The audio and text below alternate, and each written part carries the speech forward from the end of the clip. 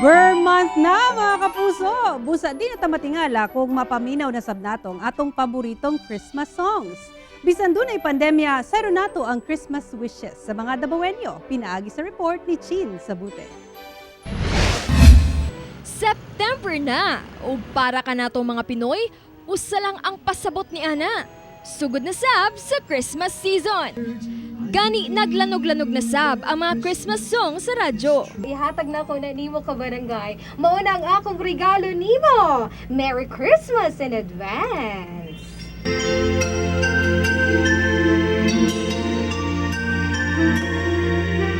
Susama lang sa naandang Christmas playlist ang gipatugtog sa kapuso disc jockey nga si Gwen Ganda.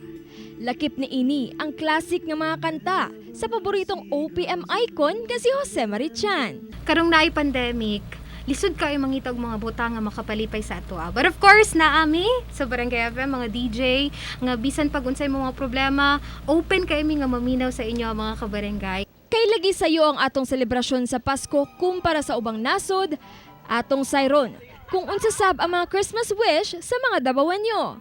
Akong wish karong Pasko kay unta mahumay ng pandemic, makauban na nato atong pamilya, ug healthy lang ta always. Ang wish na ko kay makabayad ako sa tuition.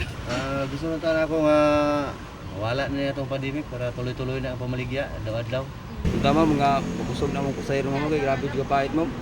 Dili man sama sa naandang tradisyon ang pagsaulog sa Kapaskuhan tungod sa pandemya, panghinaot sa mga Dabawenyo nga maselebrar gihapon kini nga luwas ug malinawon.